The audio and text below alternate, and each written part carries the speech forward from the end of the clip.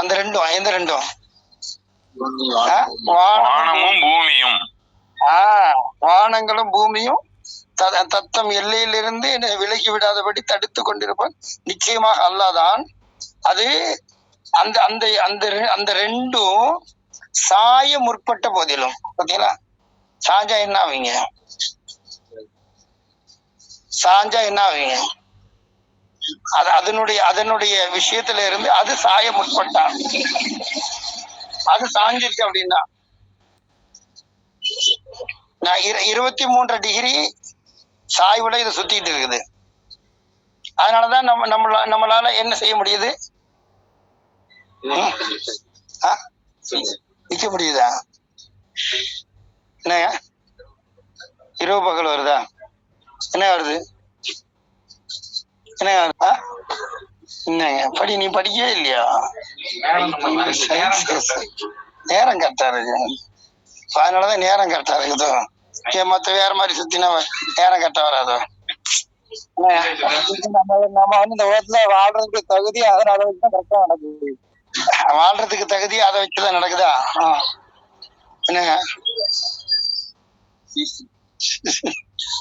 என்ன குற்றால சீசன் தான் இது. என்ன சிசிடிவி கேமரா பாத்தீங்களா? இந்த ஒரு டிகிரியில என்ன செய்யுது? இப்படி சாய வச்சு அதுல கட்டுப்படுத்தி, ஏன்னா அதுக்கு மேல அது சாயாம இருக்க வச்சது யாரு?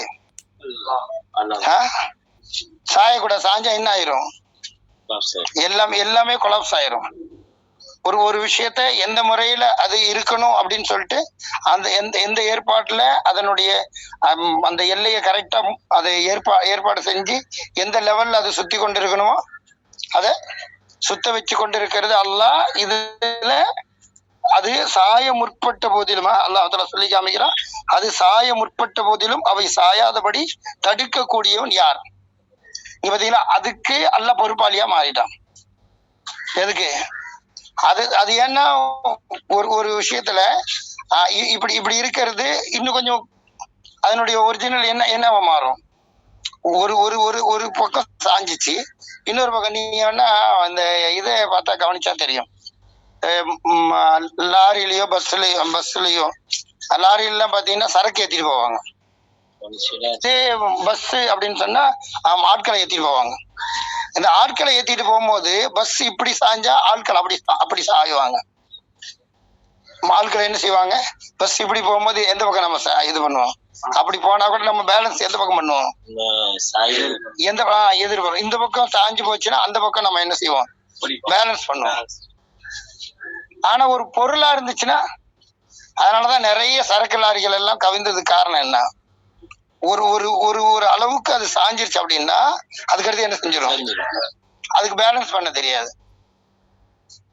அதுக்கு என்ன பண்ணிடும்? ஒரு லெவலுக்கு மேல அந்த லெவலுக்கு இதாச்சு லேசா சரிஞ்சிச்சு அப்படின்னா மொத்தமா என்ன செய்யும்? சரிச்சு விட்டுரும். அவ்வளவு பேலன்ஸ் அதன் பக்கமாவே சாஞ்சிரும். புரியுதா? இந்த பூமியினுடைய ஆரம் எவ்வளவு? ஆரம்னா என்னது? ஆரம் விட்டம்லாம் பேசுறீங்க. ஆரம்னா முதல்ல என்ன சொல்லுங்க பை? ஆரம்னா சென்டர் பகுதியில இருந்து ஓர பகுதி வரைக்கும். அதனுடைய விட்டம் கேட்கல, அதனுடைய ஆரம் கேட்கிறோம். என்ன சரி, இந்த பூமிய இதை கண்டுபிடிக்கிறதுக்காக வேண்டி தொலை போட்டு என்ன செஞ்சாங்க? கண்டுபிடிக்கலாம்னு சொல்லிட்டு போனாங்க எவ்வளவு இருக்குதுன்னு சொல்லிட்டு. 12 கிலோமீட்டருக்கு மேல என்ன செய்ய முடியல. அதுக்கு மேல 12 கிலோமீட்டர் போய் போனாங்க. நான் கேள்விப்பட்டேன். ஏன்னா இதுல நான் இப்படி கேள்விப்பட்டேன். ஏன்னா அந்த இமயமலை வந்து அது ஹைட் பாத்தீங்கன்னா 3 கிலோமீட்டர். அந்த டெப்த்துக்கு தான் உள்ள போக முடிஞ்சு அப்படின்னு நான் ஒரு இதுல கேள்விப்பட்டேன். 12 கிலோமீட்டர் போனாங்கன்னா 3 கிலோமீட்டர் மட்டும்தான் இது இருக்குது நம்மளுக்கு. இங்க மேல உள்ள லேயர் 3 கிலோமீட்டருக்கு தான் மேல உள்ள லேயர் இருக்குது. ஆனா அது கீழேயும் என்ன இருக்குது? கிட்டத்தட்ட 6000 சொச்ச கிலோமீட்டர் தான் இது ஆரம். எத்தனை?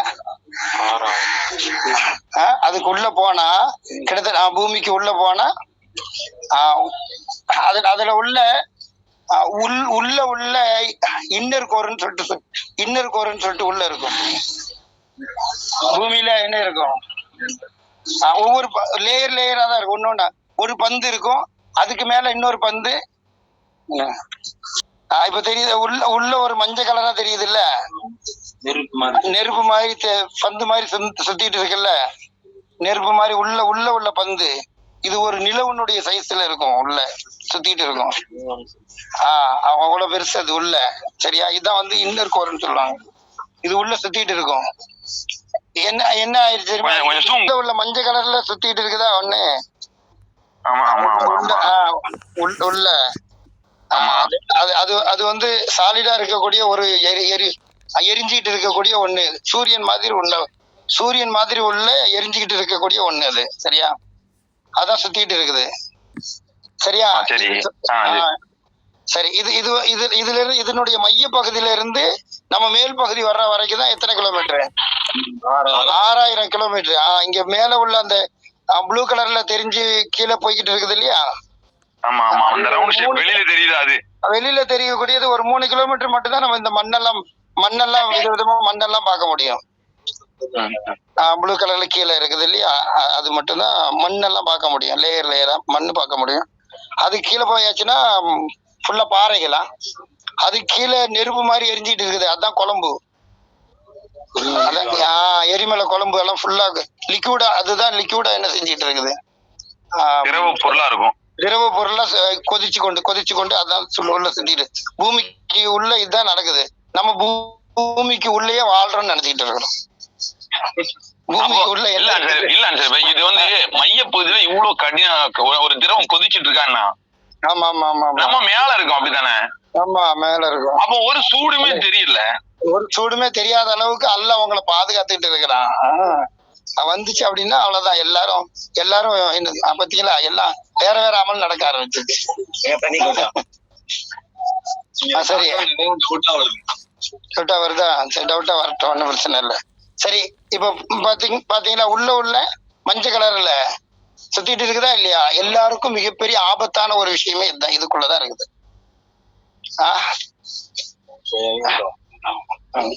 இருக்கட்டும், முடிச்ச உடனே வெளியேறுவோம். சரியா, இப்ப இந்த மத்திய பகுதியில இருந்து மேல நம்ம மேல மீசிட்டு இருக்கிறோமா, இந்த பூமிக்கு மேல வரணும் அப்படின்னு சொன்னா எத்தனை கிலோமீட்டரு? கிட்டத்தட்ட 6000 கிலோமீட்டர் தான் அது இருக்கு. அப்ப இவ்வளவு தூரத்துல 12 கிலோமீட்டர் வரைக்கும் தான் என்ன செய்யப்பட்டுச்சு, போக முடிஞ்சு. இதுக்கு மேல போக முடியல யாராலையும். அவ்வளவு ஒரு ஆராய்ச்சிக்காக வேண்டி மிகப்பெரிய ஒரு விஷயத்த செய்யறதுக்காண்டி உட்பட்டாங்க, ஆனா அது முடியல. இப்போ என்ன நிலைமை அப்படின்னா, இப்போ நம்ம சொன்னோமா இல்லையா, ஒரு குறிப்பிட்ட அளவுக்கு இது சாஞ்சிருக்குது. ஆனா இந்த சாயக்கூடிய விஷயம் இது இப்படிதான் சாஞ்சிருக்கணும் அப்படின்ற ஒரு நிலைமை ஒரு குறிப்பிட்ட அளவுக்கு இருக்க கூடாது. அது எக்ஸ்ட்ரா சாயறதுக்கு என்ன பண்ண முடியும்? எவ்வளவு விஷயங்கள் இங்க மாறுதல் உள்ள நடந்துகிட்டு இருக்குது. என்னன்னா, இப்போ இத கவனிச்சா உங்களுக்கு தெரியும். சூரியனுக்கு பக்கத்துல உள்ள கோள் என்ன கோள்?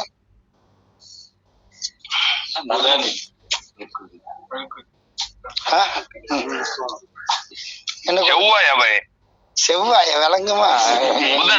நம்மளுக்கு அடுத்த எல்லாம் கிழமையா சொல்லுங்க. திங்க, வியாழன், செல்வி. தெரியுது நீங்க தான் அடிச்சு விட்டு. அப்போ சூரியனுக்கு பக்கத்துல உள்ள கோள் புதன் கோள். சரியா, புதன் கோள் தான் எதுல இருக்குது? சூரியனுக்கு பக்கத்துல.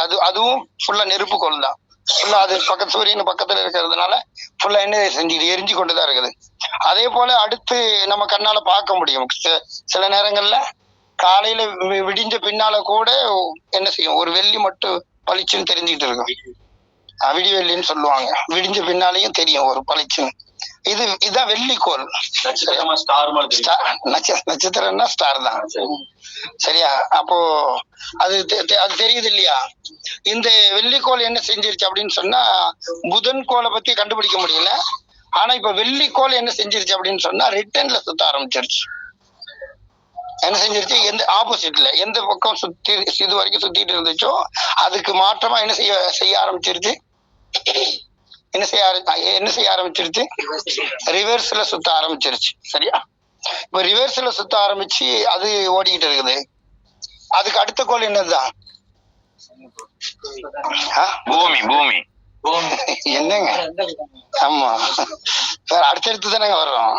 புதனுக்கு அடுத்து வெள்ளி. வெள்ளி என்ன செய்ய ஆரம்பிச்சிருச்சு? ஆப்போசிட்ல சுத்த ஆரம்பிச்சிருச்சு. சரியா? இப்போ அடுத்த கோள் எதுதான்?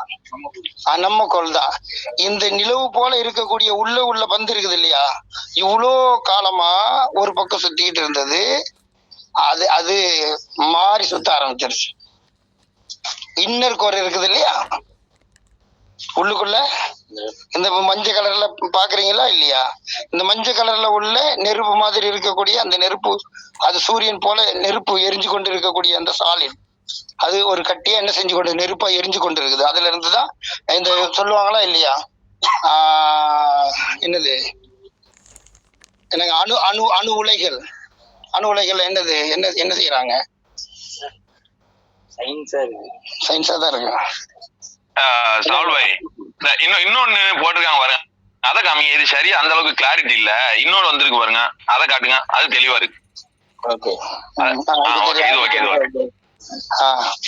அப்ப இந்த மஞ்சள் கலர்ல சாலிடா சுத்திட்டு இருக்கு இல்லையா, இங்க இருந்துதான் என்ன செய்யுது அப்படின்னு சொன்னா ஒவ்வொன்றும் வெடிச்சு உருவாகுது. இந்த நெருப்புனுடைய ஜுவாலை இதுதான் என்ன செய்யுது, பிரகாசமா என்ன செய்யுது, சூரியன்ல இருந்து என்ன செய்யுது, சூரியன்ல இருந்து வெப்ப கதிர்களை உருவாகுதா இல்லையா? இது போல இந்த சாலிட்ல இது நெருப்பா எரிஞ்சு கொண்டே இருக்குது. ஃபுல் அண்ட் ஃபுல் என்ன செஞ்சுக்கிட்டே இருக்குது. சூரியன்ல எப்படி சென்டர் பகுதியில இப்படிதான் என்ன செய்யுது, என்ன அணு உலைகள்ல என்ன செய்வாங்க அப்படின்னு சொன்னா, அணுமின் நிலையம் இருக்குது இல்லையா, அதுல வெடிச்சு செதற வைக்கிறதுக்கு என்ன செய்வாங்க, நியூக்ளியரா நியூக்ளியர் இந்த விஷயத்தை தான் அங்க ஏற்படுத்துவாங்க, அங்க கரண்ட் தயாரிக்கிறது. சரி, இதே போல சூரியன்ல என்ன செய்யப்பட்டது, அந்த சென்டர் பகுதியில இருந்து என்ன செய்யுது, வெடிச்சு செதறி கொண்டே இருக்குது. அதனுடைய ஜுவாலை தான் நம்மளுக்கு வெளிச்சமா என்ன செய்யுது, நம்ம பூமிக்கு வந்துகிட்டு இருக்கு. சரி, இது சூரியனுடைய விஷயம். இதே போலதான் இந்த சென்டர்ல இருக்கக்கூடிய இந்த பகுதி சூரியன் மாதிரி என்ன செய்யுது, இருக்கக்கூடிய இந்த பகுதி எதுவா மாறிடுச்சு, ஆப்போசிட்ல சுத்த ஆரம்பிச்சிருச்சு. அடுத்தடுத்த நிலைகள் என்னத்தை விளங்கணும் இப்போ, வெள்ளி என்ன செஞ்சிருச்சு, புதனை பத்தி தெரியல, அது எப்ப திரும்பி சுத்திச்சுன்றதெல்லாம் யாரும் கண்டுபிடிக்கல, அது எப்படி சுத்திட்டு இருக்குது அப்படின்றதெல்லாம் தெரியல. ஆப்போசிட்டா சுத்த ஆரம்பிச்சு, அடுத்து வெள்ளிக்கோள் சுத்த ஆரம்பிச்சிருச்சு. அடுத்து பூமியில எது சுத்த ஆரம்பிச்சிச்சு. இதுக்கெல்லாம் காரணம் என்ன?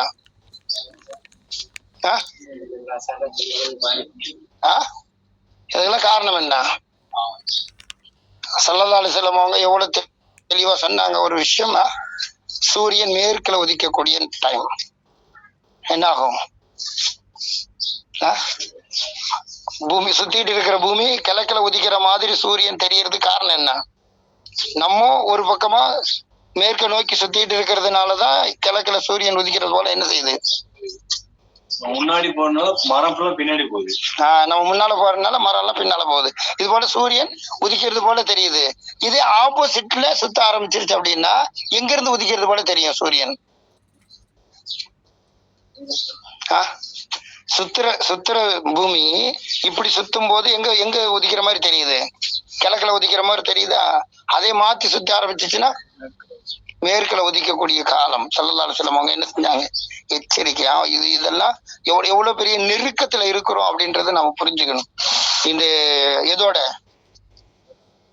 கியாமத்து நாளுடைய நெருக்கத்துல எவ்வளவு பெரிய பக்கத்துல இருக்கக்கூடிய இந்த நிலைகள் எல்லாம் இருக்குது அப்படின்றத புரிஞ்சுக்கணும். அப்ப பாத்தீங்களா, இது சாலிடா இருக்குது, அதுக்கு மேல லிக்விடா, இதுல இருந்துதான் வெளிப்படக்கூடிய இது விஷயம்தான் இந்த எரிமலைகள் எல்லாம். எத்தனையோ ஊர்களை நாமும் எரிமலைகளை கொண்டு என்ன பண்ணினோம், ஒரு ஊரார என்ன பண்ணினோம், எரிமலையை கொண்டு என்ன பண்ணினோம்,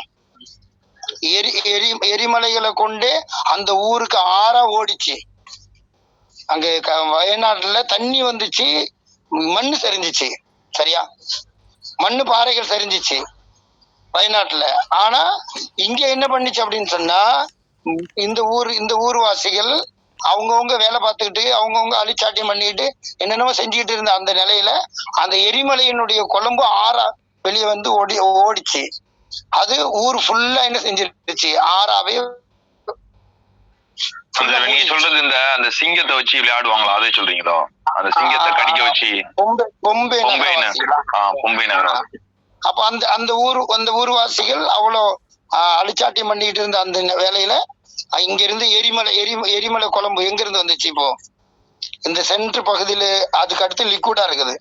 இது கொதிச்சு கொண்டு இருக்கிற நேரத்துல எரிமலைகள், அதனாலதான் அங்க இருந்து என்ன செய்யுது, வெளியாகக்கூடிய அந்த திரவங்கள் அது ஃபுல்லா மலைகளை உருக்கி ஆறுகளா என்ன செஞ்சிருச்சு, அந்த ஊரே என்ன செஞ்சிருச்சு, ஃபுல்லா மூடிருச்சு. மூடி அப்படியே வத்திருச்சு. ஃபுல்லா மூடி என்ன பண்ணிருச்சு, அப்படியே வத்திருச்சு. வத்தின பின்னால எல்லாருமே கல்லெல்லாம் அவங்க மேல என்ன செய்யுது, அது என்னது, பாறைகள் உருகினது தானே. அந்த பாறைகள் உருகினது எல்லாம் உடம்புல ஒட்டிருச்சு. இப்போ அது வத்தின பின்னால என்னென்ன மக்கள் எந்தெந்த நிலையில இருந்தாங்களோ, எப்படி எப்படி எல்லாம் இருந்தாங்களோ, அது வத்தின பின்னால என்ன ஆயிடுச்சு, அதே மாதிரி சிலைகளாவே மாறிட்டாங்க. உள்ளுக்குள்ள யாரு இருக்கிறா, யாருக்கோ நடந்ததுனால தெரியல அதனுடைய வேதனை எல்லாம், அப்படித்தானே. அல்லாஹ் இப்படி எல்லாம் அழிச்ச சம்பவங்களை, அழிச்ச வரலாறுகளை அல்லாஹ் நமக்கு சொல்லி காமிக்கிறான். அதையும் போட்டு காமிச்சா நல்லா இருக்கும்னு நினைக்கிறேன். இப்படிப்பட்ட ஒரு நிலைகள் அல்லாஹ் நமக்கு சொல்லி காமிக்கிறான். இப்போ இங்க சொல்லி காமிக்கக்கூடிய விஷயமே என்ன அப்படின்னா, ஒரு விஷயத்துல ஒரு எல்லையை அல்லாஹ் பாதுகாத்து என்ன பண்ணிருக்கிறான், இது நீ இப்படிதான் இருக்கணும் அப்படின்றத ஒரு எல்லையை முடிவு பண்ணி அந்த எல்லையில சுத்தி கொண்டு இருக்குது. அதனாலதான் இன்னைக்கு பருவ காலங்கள் நம்மளுக்கு மாறி மாறி வந்து கொண்டு இருக்கு. பருவ காலங்கள், மழை பெய்ய நேரத்துல மழை பெய்யுது. பருவ காலங்கள் பாருங்க, நம்மளுக்கு எல்லா டைமும் இங்க நம்ம வாழ்ந்துகிட்டு இருக்கிறோம் அப்படின்னா எல்லா காலமும் என்ன செஞ்சுட்டு இருக்குது, மழை காலம் வருது, வெயில் காலம் வருது, குளிர்காலம் வருது, இன்னும் காற்றடிக்கக்கூடிய இந்த காலங்கள் மாறி மாறி வரக்கூடிய இந்த காலங்களை நம்ம பாக்குறோம். நீங்க எடுத்துருங்க. அப்போ இந்த காலங்களை நம்ம என்ன செஞ்சிருக்கிறோம் அப்படின்னா, பருவ காலங்கள் மாத்தி மாத்தி நம்ம பார்த்து கொண்டு இருக்கிறோம். இது எதனால வருது அப்படின்னு சொன்னா, இந்த சூரியன்ல இருந்து நம்ம பூமி சூரியனுடைய வெளிச்சப்படுது, அது 23 டிகிரி சாயுல என்ன செய்யுது, இது நிப்பாட்டி வச்சது யார், இவ்வளவுதான் சாஞ்சு இருக்கணும், இதனுடைய லிமிட்ல வச்சிருக்கிறது யாரு. இப்போ அது இஷ்டத்துக்கு சாஞ்சிச்சு அப்படின்னா என்ன ஆகும், அது இஷ்டத்துக்கு சாஞ்சிச்சு அப்படின்னா, இது 23 டிகிரியில சாஞ்சுக்கிட்டு இருந்தா மட்டும்தான் இந்த பூமியில பருவ காலங்கள் எல்லா பகுதிக்கும் வரணும் அப்படின்றது. இது யாருடைய ஏற்பாடு? எல்லாமே கொலாப்ஸ் ஆயிரும், எல்லாமே டோட்டலா முடிஞ்சிடும். இப்ப பாத்தீங்களா, சுத்துறது மாத்தி சுத்தினாலே எல்லாமே அழிய போகுது அப்படின்றதுக்கு அடையாளம். இது கிட்ட நெருங்கிட்டே வருது. அப்ப இவ்வளவு பெரிய ஒரு விஷயம் நமக்கு கண்ணுக்கு முன்னால் அல்லாஹ் நமக்கு தெரியப்படுத்துறா. இப்ப நம்ம விளங்கணும், இந்த விஷயத்துலதான் நாம எந்த சாய்வை பத்தி பேசினோம், எதை பத்தி பேசிட்டே வந்தோம்? வானமும் பூமியும் அது கட்டுப்பட்டது, அது எதுவுமே சாயல் அப்படின்னு. அது சாயல்ல. சரி, நம்ம எந்த சாயை பத்தி பேசிட்டு இருந்தோம்? நம்ம ஏதாச்சும் ஒரு விஷயத்த சொன்னா அதன் பக்கமா சாஞ்சிடறோம். ஒரு உறுதியான நிலை கிடைக்கும் வரதுக்கு அப்புறம் நம்ம வேற ஒரு விஷயத்துக்கு சாஞ்சிடறோம்.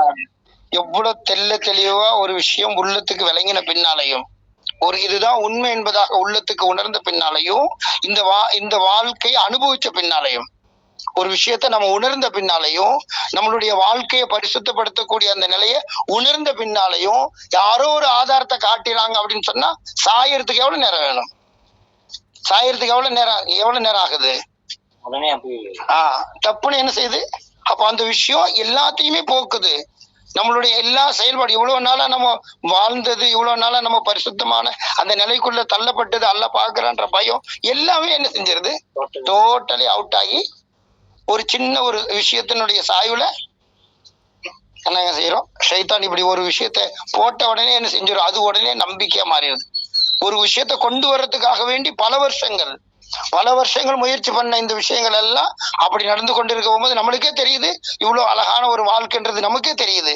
இவ்வளவு தெரிஞ்ச பின்னாலையும் ஒரு சின்ன ஆதாரம் என்ற ஒரு பேர்ல வந்த உடனே நம்மளுக்கு அந்த ஆதாரத்தை கொண்டு நம்ம என்ன பண்ணிக்கிறோம், தப்புன்னு சாயக்கூடிய ஒரு நிலைமை ஏற்படுதா? இங்கே அல்லாஹால பாருங்க, நம்மளுக்கு சுதந்திரம் கொடுத்ததுனாலதான் சாயிரும். நம்மளுக்கு அல்லாஹால சுதந்திரத்தை கொடுத்திருக்கிறான். நீ சாயறதா இருந்தா சாஞ்சிக்கலாம், நீ நிக்கிறதா இருந்தா நின்னுக்கலாம்.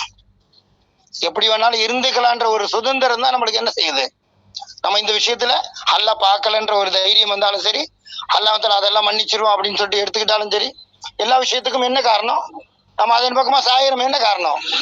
ஆதாரம் இருக்குது அப்படின்னு சொல்லிட்டு நம்ம என்ன பண்றோம்? பாருங்க, அல்லாஹ்வுத்தாலா சொல்லக்கூடிய விஷயத்த நம்ம கவனிக்கவே இல்லை. பாருங்க, நம்ம இதுக்கு முன்னால உள்ள இதே ஃபாத்திர்ல நம்ம முன்னால பார்த்த ஒரு ஆயத்தை நம்ம பார்த்தா நம்மளுக்கு விளங்கும். எவ்வளவு பெரிய விஷயத்த அல்லாஹ் சொல்லி காமிக்கிறான். ஆனா நம்ம இந்த விஷயத்த நம்ம எடுத்துக்கொள்ளவே இல்லை.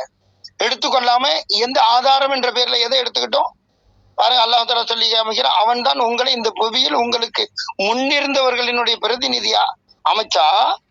ஆகவே உங்களில் எவர்கள் இப்படி அல்லாஹ்வுத்தாலாவுக்கு அல்லாஹ்வை பிரதிபலிக்கக்கூடிய அப்படி ஒரு படைப்பா உங்களை அமைச்சு என்ன செஞ்சிருக்கிறா, நீங்க தான் பிரதிபலிக்கணும்னு சொல்லிட்டு சொன்ன பின்னாலையும் உங்களுக்கு முன்னால இருந்த உங்களுடைய விஷயத்துல இருந்து உங்களையும் பிரதிநிதிகளை ஆக்கி உங்களை இந்த உலகத்துல அமைச்சு கொடுத்திருக்கிறா. எவர்கள் அல்லாஹ் சொன்ன இந்த விஷயங்களை யார் நிராகரிக்கிறார்களோ அவர்களினுடைய நிராகரிப்பின் கேடு அவர்கள் மீதே சாரும். யார் மீதே சாரும்? அல்லாஹ் ஒரு விஷயத்த சொல்ல அதுக்கு மாற்றமா நான் அதை புறக்கணிச்சுட்டு வேறொரு விஷயத்தை எடுத்துக்கொண்டு நான் போனேன் அப்படின்னு சொன்னா அது அல்லாஹ்வின் மீது சாராது. இது அல்லாஹ்வுடைய நாட்டம் கிடையாது. இது யாருடைய கேடு? அது உங்களுடைய நிராகரிப்பினுடைய கேடு அவர்கள் மீதே தான் சாரும். இந்த நிராகரிப்பு அவர்களுடைய இறைவனிடத்தில் என்னத்தை ஏற்படுத்துமா? எப்போ கோபத்தை தவிர எதையுமே அதிகப்படுத்தல. இங்கே அல்லாஹ்வுடைய கோபத்தை பத்தி சொல்றான். நீங்க அல்லாஹ் ஒரு விஷயத்த சொல்ல அந்த விஷயத்த நீங்க எடுக்காம உங்களுடைய விருப்பத்துக்கு அல்லாஹ்வுடைய வார்த்தையை நிராகரிச்சுட்டு உங்க விருப்பத்துக்கு நீங்க வாழ்ந்தா அது உங்களை தான் சாரும். அந்த கேடு உங்களுக்கு தான் சேரும். இந்த மாதிரி நடக்கக்கூடிய நிலைமையில நான் என்ன பண்றேன்? இது எப்படிப்பட்டவனா அல்லாஹ் மாறுறான்? இந்த நிராகரிப்பு, இப்படி நிராகரிச்சு வாழக்கூடிய அந்த வாழ்க்கை இருக்குது அல்லாஹ் இடத்துல எவ்வளவு பெரிய விஷயத்தை ஏற்படுத்துதான். அல்லாஹ்வுடைய கோபத்தை என்று வேற எதனையும் அதிகரிக்க செய்யலையா? அல்லாஹ் என்ன செய்யறான்னு, அல்லாஹ் கருணையாளன் நம்ம சொல்றோம். அல்லாஹ்வுடைய ஒரு வார்த்தையை எடுத்து நிராகரிச்சுட்டு தான் ஒரு செயலை செஞ்சுட்டு அல்லாஹ் கருணையாளன் சொல்றோம். புரியுதா? அல்லாஹ் கருணையாளன் சொல்றதுக்கு எதை எடுக்கிறோம்? இருக்குமாங்க? அல்லாஹ்வை கருணையாளன் சொல்றதுக்கு எதை எடுக்கிறோம்? ஆதாரம் இருக்குது பாவம் செய்யறதுக்கு. ஒரு விஷயத்த அல்லாஹ் கருணையாளன் சொல்றதுக்கு என்ன எடுக்கிறோம்? ஒரு பாவத்தை செய்யறதுக்கு தாராளமா பாவம் செஞ்சுக்கலாம், அல்லாஹ் தடுத்த விஷயத்த செஞ்சுக்கலாம் அப்படின்றதுக்கு எதை எடுக்கிறோம்? கருணை தானே நம்ம எடுக்கிறோம். இப்போ கருணையை எடுத்துட்டு எதை செய்யறோம்? அல்லாஹ் ஒரு விஷயத்த சொல்ல அதை புறக்கணிச்சுட்டு வேறொரு அல்லாஹ் தடுத்த விஷயத்த செஞ்சு நம்ம என்ன பண்றோம்? அல்லாஹ் ஒரு விஷயத்த ஏவரா, அதை செய்யாம அல்லாஹ் தடுத்த விஷயத்த சொல்லிட்டு அல்லாஹ் கருணையாளன் சொல்றோம். அப்படி செஞ்சா அல்லாஹ்வுடைய கோபத்தை தான் அதிகரிக்குது. அது அவங்களுக்கே கேடு என்பதாக சொல்றேன்.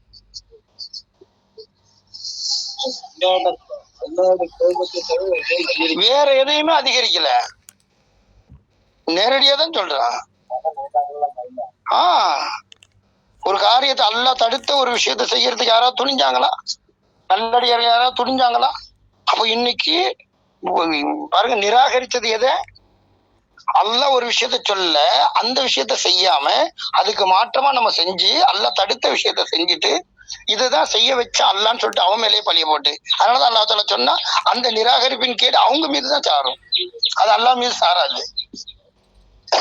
புரியுதா? அப்ப இங்க எதன் பக்கமா சாஞ்சோம்? கருணையின் மீது சாஞ்சோம். ஆனா அல்லாஹ் தாலா சொல்றான் அது கருணை இல்லை, கோபம் என்பதாக. ஒரு விஷயத்த நிராகரிச்சுட்டு அல்லாஹ் சொல்லக்கூடிய ஒரு விஷயத்த விட்டுட்டு என்ன பண்ணினோம்? மக்காவாசிகள் என்ன பண்ணினாங்க? படைச்சது ரப்பு யாருன்னு கேட்டா அல்லான்னு சொன்னாங்க. அந்த அல்லாவுக்கு கட்டுப்பட்டு நடங்கல அல்லாஹ் இப்படி சொல்லி இருக்கிறான். எனக்கு வேதம் வர்றதுக்கு முன்னால சல்லாசமங்களுக்கு வகி வர்றதுக்கு முன்னால எப்படியோ வாழ்ந்தாங்க, அது அல்லாஹ் அறியாமைன்னு தான் சொன்னான். அவங்க நிராகரிச்சாங்கன்னு சொல்லல, நிராகரிப்பு என்பதாக சொல்லவே இல்லை, அறியாமை என்பதாக சொன்னான். அப்ப ஸல்லல்லாஹு அலைஹி வஸல்லம் உங்களுக்கு எப்ப நபி பட்டம் கிடைச்சு ஒரு வகி இறங்கிச்சோ அந்த வகியை கொண்டு போய் மக்கள்கிட்ட சேர்க்கும் போது அதன்படி நடங்க அப்படின்னு காட்டும் போது அவங்க என்ன செஞ்சாங்க? அப்படியெல்லாம் நாங்கெல்லாம் நடக்க முடியாது, நாங்க எங்க இஷ்டத்துக்கு தான் நடப்போம்னு சொல்லிட்டு சொன்னாங்களே, இதை நிராகரிப்புன்னு சொன்னான். ஆனா இதே விஷயத்தான் நம்ம செஞ்சது கருணையாளன்னு சொல்றோம். அல்ல கோபத்தை தவிர வேற எதனையும் அதிகரிக்க செய்யவே இல்லை. புரியுதா? அல்ல எப்படி சொல்ற, நம்ம என்ன பண்ணிட்டோம்? ஒரு ஆதாரம் என்ன? கண்டிப்பா ஏதாவது அறியாமையில செய்யக்கூடிய விஷயம் வரைக்கும் என்ன இல்ல, அது அறியாமைலா. அதனாலதான் நம்ம திரும்ப திரும்ப ஞாபகப்படுத்துவோமா இல்லையா? ஒரே ஒரு நன்மை தேவைப்பட்டவர், ஒரே ஒரு நன்மை செஞ்சவரும் ஒரே ஒரு நன்மை தேவைப்பட்டவரும் மறுமையில ரெண்டு பேருடைய நிலை என்னது? ஒரே ஒரு இன்னொருத்தர்கிட்ட ஒரே ஒரு நன்மை தான் தேவைப்படுது. என்ன, இந்த ஒரே ஒரு நன்மை தேவைப்பட்டுச்சு, அவரையும் அலைஞ்சாரு. ஒரே ஒரு நன்மையை வச்சுட்டு அவரையும் ஒரே ஒரு நன்மைக்காக வேண்டி அவரையும் அலைஞ்சாருன்னு கேட்டேன். எடை போடும் போது இங்க 99 எந்த பக்கம் இருக்குது? ஒண்ணு தானே பாவம் இருக்குது. அந்த பக்கம் பாவத்தினுடைய எடை, இந்த பக்கம் நன்மையினுடைய, இப்படித்தானே நம்ம பார்த்தோம். ஒரே ஒரு நன்மைக்காக ஆகுது. என்னங்க அந்த சம்பவத்துல இருந்து எதை புரியணும்? ரெண்டு சமமா இருந்தாலே என்ன செஞ்சுக்கலாம்? ஒரே ஒரு விளங்குமா? பாத்தீங்களா? ஒரே ஒரு நன்மைக்காக வேண்டி ஏங்கினார் அவரு. ஒரே ஒரு நன்மைக்கு தேடுறதுக்காக வேண்டி என்ன செஞ்சாரு? நன்மையும் தீமையும் ஒரு பக்கம் எடை போட்டாச்சுன்னா உங்க வாழ்க்கைய பாதியா பிரிக்கணும். உங்க வாழ்க்கையில தானே செஞ்சீங்க நன்மையும் தீமையும், அப்ப வாழ்க்கைய பாதியா பிரிச்சிடலாமா? உங்க ஒரு ஆயுள 25 வருஷமாவோ 50 வயசுன்னா 25 வருஷமாவோ பார்க்க முடியும். புரியலையா? என்னங்க 50 வயசு ஒருத்தவங்களுக்கு கொடுக்கப்பட்டுச்சு, 50 வயசை பத்தி கேட்பானா இல்ல 25 வருஷத்தை பத்தி கேட்பானா? அல்ல, புரியலையா? என்னங்க இந்த பக்கம் 25 அந்த பக்கம் 25 தூக்கி வச்சாச்சு, பாதி 25 வருஷம் நன்மை 25 வருஷம் தீமை. சரியா? அந்த பக்கம் தீமை இருக்குது, இந்த பக்கம் நன்மை இருக்குது. அப்படின்னா இந்த 25 எடை போட்டு பார்க்கப்படுது. அப்ப உங்க வாழ்க்கை எது? அப்போ 26 தேவைப்படும். இல்லங்க, ரெண்டு வச்சதுக்கு அப்புறம் கூட இருந்தாலும் தீர்மானிக்கப்பட்டு இது இருக்கிறதுனால நடந்து போயிட்டு வர மாதிரி இருக்கும். எது இருக்கிறதுனால? தீமை இருக்கிறதுனால அதுக்கான கூலி இருக்கும். அது பிரச்சனை வேற. இப்ப நான் கேட்க வரேன், உங்க ஆயுள் எவ்வளவுங்க கொடுக்கப்பட்டுச்சு? ஆயுள்ல எப்படி பாத்தீங்களா? ஒரு 26 வருஷம் நன்மை செஞ்சிருந்தா அது இங்க வந்துருமா? தீமை மட்டும் அந்த பக்கம் போயிருமா? அது என்ன கணக்கு? விளங்கலையா? நன்மைன்னு சொன்னா எந்த பக்கம் வந்துருமா? ஏன் ஆயுளா வந்துருமா? அது எனக்கு பாத்தீங்களா, நான் என் ஆயுள்ல இருந்து பிரிச்சுதான் எந்த பக்கம் போடுறேன். எடைன்றது என்னதுங்க? என் ஆயுள் முழுக்க உள்ளதுதான் என்னுடைய எடை. சரியா? எனக்கு கொடுக்கப்பட்ட காலம் அந்த பக்கம் இருக்கும், அந்த காலம் தான் அந்த பக்கம் இருக்கும். நான் நன்மை செஞ்சேனா தீமை செஞ்சேனான்னு சொல்லிட்டு ஒரு பக்கம் தானே நிற்கப்படும். ஒரு பக்கம் தானே என்னுடைய முழு ஆயுள்ல நான் நன்மை செஞ்சேனா தீமை செஞ்சேனா அப்படின்றது ஒரு பக்கம் தானே நிற்கப்படும். ஒரு பக்கத்துலதான் எதை தூக்கி வைப்பாங்க? 25 வருஷத்தை மட்டுமா தூக்கி வைப்பாங்க. 50 வயசையும் தூக்கி வைக்கும் போது அதுல 25 வருஷம் தீமையா இருக்குது, 25 வருஷம் நன்மையா இருக்குது. இப்ப எது குறைஞ்சு போச்சு? நன்மையினுடைய எடை குறைஞ்சு போச்சு. இப்படிதான் இருக்கப்படும். நன்மையின் எடை குறைஞ்சு போச்சு அப்படின்னா, ஏன்னா நன்மை எப்படி இருக்கணும்? என்னுடைய வாழ்க்கையினுடைய முழுசா நன்மையா இருக்கணும். நன்மையின் எடை குறையவே கூடாது. அப்படிப்பட்டதா இருந்தாதான் என்னது, அங்க குறைஞ்சதெல்லாம் தூக்கி அந்த பக்கம் போட்டுடுறோம். நம்ம வேற தராசுல அந்த பக்கம் தராசு தட்டுல போட்டுடும். இது நகை கடையில போட்ட எடை ஒரே இடத்துலதான் எல்லாத்தையும் வைப்பாங்க. 50 வருஷத்தை தூக்கி மேலதான் வைப்பாங்க. டிஜிட்டல்ல காட்டிடும். அதுல உரசி பார்க்க போகும்போது காட்டுதான் என்ன, உங்களுக்கு இவ்வளவுதான் தங்கம் கலந்துருக்குது, இவ்வளவுதான் என்னது இருக்கு, மீதி எல்லாம் இது கலந்துருக்குது அப்படின்னு சொல்லிட்டு என்ன செஞ்சது, சுத்தமான தங்கம் இல்லைன்னு சொல்லிட்டு ஒதுக்கப்படும். சுத்தமான தங்கம் எவ்வளவு இருக்குதுன்னு சொல்லி பிரிச்சு காட்டுதா இல்லையா? இது போல நம்மளுடைய இதெல்லாம் பிரிச்சு காட்டிடும். நல்லதையும் கெட்டதையும் என்ன செஞ்சிடும்? பிரிச்சு காட்டி நல்லதையே தனியா கெட்டதை தனியா இப்படி போடுறது இல்ல. இப்போ 99 நன்மை ஒருத்தர்கிட்ட இருக்குது, ஆனா ஒரே ஒரு தீமை அவர்கிட்ட இருக்குது. இதை கொண்டு எங்க போக முடியல? நரகத்துக்கு போயிட்டு அந்த ஒரு தீமைக்காக வேண்டி அனுபவிச்சுட்டு தான் சொர்க்கத்துக்கு போக முடியும். ஆனா இவர் ஒரே ஒரு நன்மை யாராவது தந்துட மாட்டாங்களா, நம்ம நேரடியா சொர்க்கம் போலான்னு இவர் அலைகிறார். அலையும் போதுதான் ஒரே ஒருத்தர்கிட்ட என்ன இருக்குது, ஒரே ஒரு நன்மை மட்டும் இருக்குது. இதை கொண்டுகிட்டு நான் எங்க போகணும்? இதை கொண்டுகிட்டு நான் நரகத்தான் போக போறேன். அப்ப அவருடைய முடிவு என்ன? நான் எப்படியா இருந்தாலும் நான் அநியாயக்காரன், உலகத்துல நான் இப்படி எல்லாம் இருந்துட்டேன், அநியாயம் தான் பண்ணிட்டேன், எனக்கு தெரியல. அப்ப தெரியாதனால நான் என்ன பண்ணிட்டேன், இப்படிப்பட்ட ரப்ப நான் விளங்கவே இல்லை, அதனால நான் ஃபுல்லா அநியாயம் பண்ணிட்டேன், எனக்கு என்னதான் கிடைக்க போகுது? நரகம் தான் கிடைக்க போகுது. இதை கொண்டுகிட்டே நரகத்துக்கு போயிட்டு நான் வேவரத்தை கொண்டு இந்த நன்மையை கொண்டு எனக்கு என்ன கிடைக்க போகுது? ஒண்ணுமே கிடைக்க போறது இல்ல. ஃபுல்லா நான் நரகத்துக்கு தான் போக போறேன். இப்படிப்பட்ட நிலையில இந்த ஒரு நன்மையை கொண்டு நான் நரகத்துக்கு போறதுக்கு பதிலா இந்த ஒரு நன்மையை நாம என்ன பண்ணிடலாம்? இவர் ஏங்கி அலைகிறாரா என்ன? இவரு கொடுத்து இவரையாவது சொர்க்கத்துக்கு அனுப்பலாம்னு சொல்லிட்டு என்ன பண்றாரு, ஒரு எண்ணம் வைக்கிறாரு. அப்ப அங்க போய் ஒருத்தருடைய நலனை அவர் என்ன செய்யறாரு, எடுத்து பாக்குறாரு. இதை கொண்டு நான் அனுபவிக்கணும்னு பார்க்காம தான் அந்த விஷயத்த என்ன செய்ய, அந்த நன்மையை கொண்டுட்டு நான் எதுக்கு நரகத்தானே போக போறேன்னு சொல்லிட்டு கொடுக்குறாரு. அப்ப கொடுக்கும் போது இங்க என்ன நடக்குது அப்படின்னு சொன்னா, அல்லாஹ் எதை உணர்த்த வர்றா, இப்போ அவர் அறியாமையின் காரணமாதான் அவ்வளோ பாவத்துல இந்த உலகத்துல நடந்துட்டாரு. அவர் மறுமையில யாருமே உதவாத அந்த நாள்ல, மறுமையில யாருமே உதவ முடியாத அந்த நாள்ல ஒரே ஒரு நன்மையை தூக்கி இன்னொருத்தர்கிட்ட கொடுக்கறதுக்கு தயாராகிட்டார். அப்படின்னா உலகத்திலேயே அல்லாஹ் அறிஞ்சிருந்தா அவர் எப்படி நடந்திருப்பாரு? அதனால அவருடைய முழு வாழ்க்கையும் நன்மையா மாற்றப்பட்டிருக்கும் அப்படின்றத இங்க ஒரு நீதி அல்லாஹ் நிலைநாட்டுறான். அவருடைய நிலை மறுமையிலேயே இப்படிப்பட்ட கொடையாளனா நீ இருக்கிறியே அப்படின்றத பார்த்துதான் அல்லாஹ் என்ன செய்யறான். அப்ப உலகத்துல இருக்கும் போதே நான் உனக்கு தெரிஞ்சிருந்தேன், நீ என்ன அறிஞ்சிருந்தா என்ன செஞ்சிருப்ப? இங்கே யாருமே உதவ முடியாத நாள்ல இப்ப யார் அவங்களுக்கு அறியப்படுத்தலையோ அவங்க செத்தானா, அவங்களுக்கு வந்து அல்லாஹ் பத்தி அறியப்படுத்தாத மக்கள் தான் நீ போய் அறியப்படுத்திருந்தா அவரும் இப்படி நல்ல முறையில நடந்திருப்பாருல்ல அப்படின்னு அல்லாஹ் யாராச்சும் அறியப்படுத்தாதவங்களே கேட்பான். தெரிஞ்சிருந்துச்சு அவங்கள படிப்பான்ல, சரியா? யாருக்கு விளங்கி இருந்துச்சு அவங்களதான் படிப்பான். அப்ப அவருக்கு தெரிஞ்சிருந்தா அவர் கண்டிப்பா அந்த விஷயத்துல நடந்திருந்து அல்லாஹ் புரிஞ்சிருப்பாரு.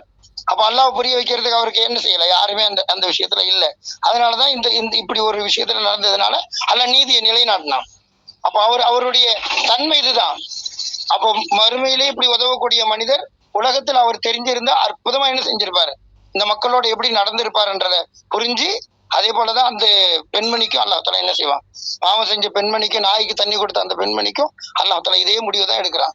அவளுக்கு உலகத்திலேயே அல்லாஹ் தெரிஞ்சிருந்துச்சுன்னா அவ மறுமையில போயிட்டு வருத்தப்படுவான். அப்படிப்பட்ட ஒரு நிலையில தான் அல்லாஹ் அந்த நீதியை நிலைநாட்டுவான். இப்ப தெரியுதா ஒரு நீதின்னா என்னது?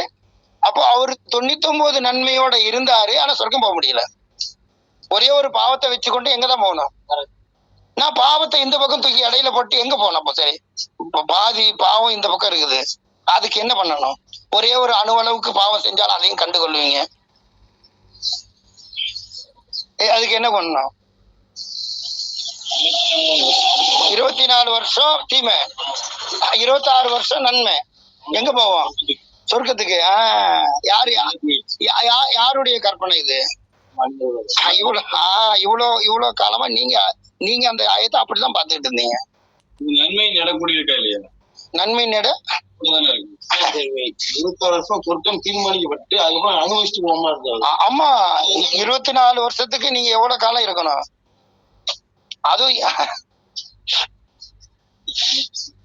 அதுவும் பாவம் செஞ்சுக்கிட்டு இருக்கிற நிலையில மௌத்தாகி இருக்க கூடாது. ஆமா, என்னதான் நீங்க நன்மை செஞ்சதாலும் அந்த நன்மை தூசியா மாறிடும். வேற எப்படி சொல்லணும் நம்ம? ஏன்னா இங்க பாத்தீங்களா அற்புதமே என்னது? இப்போ நீங்க வேணா பாருங்க, ஏன் நம்ம இந்த விஷயத்த இவ்வளவு ஆழமா நம்ம சொல்றோம் அப்படின்னா, இந்த அல்லாஹ்வுடைய நீதி அற்புதமா என்ன செய்யப்படும், அழகான முறையில நிலைநாட்டும். இப்போ நம்ம இந்த மாதிரி சிந்திக்கிறோம் இல்லையா, ஏன் பாவம் செய்யக்கூடாது, இப்படி வாழணுமா, இப்படி இருக்கணுமா அப்படின்ற ஒரு விஷயத்த நம்ம சிந்திக்கிறோமா இல்லையா? சரி, அப்படி நம்ம சிந்திக்கும் போது கொஞ்சம் நம்ம உணரணும், சரியா? அப்ப உணர்ந்தா நம்ம இந்த விஷயத்த நம்ம என்ன செய்ய முடியும், கவனிக்க முடியும். இதையே நம்ம கவனிக்கல, இதையே அதன் பக்கமா சாயிரும். ஒரு தீமின் பக்கமா சாஞ்சிட்டு அதெல்லாம் தப்பிக்க முடியாதான்னு நம்ம என்ன செய்யறோம்? ஓட்டையை தேடுறோம் இல்லையா? இருக்குமா? அப்பதான் அந்த சூழ்நிலை வரும். பாருங்க, இப்போ நம்ம ஓட்டையை தேடுறோம் இல்லையா? இந்த ஓட்டை என்ன செய்யாது? மறுமையில பயனளிக்காது. நம்ம இந்த மாதிரி சாய பாக்குறோமா பாத்தீங்களா? தீமையை செஞ்சுட்டு தீமை ஒரு பக்கம் இருந்தாலும் நம்ம தப்பிச்சு போயிடலாம்னு சொல்லிட்டு தீமையை தேடி சாயறமா இல்லையா? இந்த சாயுதல் இங்க வேணா சாஞ்சிக்கலாம், சுதந்திரம் இருக்குது, சாஞ்சிக்கலாம். ஆனா அங்க போய் அது என்ன செய்யாது? உங்க பக்கமா சாயாது. உங்க பக்கமா உங்களுக்கு சாதகமா இருக்கவே இருக்காது. ஏன்னா தீமையை வச்சுக்கிட்டு நீங்க என்ன பண்ண முடியும்? அப்ப இங்க நம்ம விளங்க வேண்டிய மிகப்பெரிய ஒரு விஷயமே, அற்புதமான முறையில நம்ம விளங்கலாம். இங்க நம்ம தீமையே செய்யலாம்னு சொல்லிட்டு நம்ம முற்படுறோமா இல்லையா? நீங்க அல்லாஹ்வுடைய நீதியை பார்த்தீங்க அப்படின்னா, மறுமை நாள்ன்றது, மறுமையினுடைய வாழ்க்கைன்றது எவ்வளவு காலம் சொல்லுங்க? அல்லாஹ் தஆலா உங்களை சோதிக்கக்கூடிய காலம்ன்றது எவ்வளவு காலம் சொல்லுங்களேன். இதோட நீங்க ஒப்பிட்டு பாருங்க. நம்மள சோதிக்கிறதுக்காக வேண்டி ஒரு காலமும், அனுபவிக்கிறதுக்காக வேண்டி ஒரு காலமும். அல்ல நீதியாளன், எவ்வளவு பெரிய நீதியாளன்! அனுபவிக்கிறதுக்குன்னு காலத்தை எவ்வளவு கொடுத்திருக்கிறான்? எவ்வளவு வேணாலும் அனுபவிச்சுக்கோ, அவ்வளவு நிரந்தரம். என்னங்க, நீ சாதாரணமா நினைச்சு பாருங்க. ஒரு 100 நாள் எடுத்துக்குங்க. 99 நாள் நீங்க கஷ்டப்பட்டா ஒரு நாள் சந்தோஷமா இருக்கலாம், இல்ல ஒரு நாள் கஷ்டப்பட்டா 99 நாள் சந்தோஷமா இருக்கலாம். எதை எடுப்பீங்க? எதை தேர்ந்தெடுப்பீங்க? ஒரு நாள் எவ்வளவு நாள் அடி வாங்குறதுக்கு எவ்வளவு நாள் கஷ்டப்படுறது தயார் தானே? 99 நாள் என்னவா மாறலாம்? சந்தோஷமா மாறலாம். எல்லாம் மறுமையினுடைய ஒரு நாளை ஒப்பிடும் போது இந்த உலகமே 2 நிமிஷம் தான். இந்த 2 நிமிஷத்துல கூட நம்மளால என்ன செய்ய முடியல? நான் பாவம் செய்யாம இப்படி எல்லாம் பரிசுத்தமா இப்படி நம்ம நினைச்சு பாக்குறோம் பாத்தீங்களா? இந்த நினைப்பே முதல்ல என்னது? சாயறது. ஒரு பக்கமா நம்மளை சாய்க்கிறதுக்கு என்ன பண்றோம்? புரியுதா? மறுமையினுடைய ஒரு வாழ்க்கையோட இந்த உலக வாழ்க்கை என்னது?